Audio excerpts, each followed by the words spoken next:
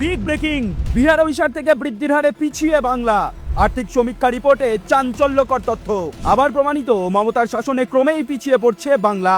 সম্প্রতি সংসদে পেশ হয়েছে কেন্দ্রের আর্থিক সমীক্ষা রিপোর্ট। সেখানেই পরিষ্কার বলা হয়েছে 2024-25 সালে পশ্চিমবঙ্গের এনএসডিপি বৃদ্ধি মাত্র 9.86%। পশ্চিমবঙ্গকে পিছনে ফেলেছে আমাদের পড়শি রাজ্যগুলি, আর দেশের বাকি রাজ্যগুলির কথা তো ছেড়েই দিন। কেন্দ্রের রিপোর্টই জানাচ্ছে একই সময়ে বিহারের এনএসডিপি বৃদ্ধি 13.07%, ওড়িশার 13.04%, ঝাড়খণ্ডের 10.88%। অর্থাৎ পূর্ব ভারতের 3 পড়শি রাজ্য, যাদের একসময় পিছিয়ে থাকা রাজ্য বলা হতো, আজ তারা সবাই পশ্চিমবঙ্গের থেকে এগিয়ে। বড় রাজ্যগুলোর দিকে তাকালে চিত্রটা আরো স্পষ্ট। তামিলনাড়ুর এনএসডিপি বেড়েছে 15.76%, উত্তরপ্রদেশের 12.64%, কর্ণাটকের 12.79%, অন্ধ্রপ্রদেশের 12.28%। পশ্চিমবঙ্গ কেন নেই? মুখে শুধু এগিয়ে বাংলা বললেই যে এগিয়ে থাকা যায় না পিসি।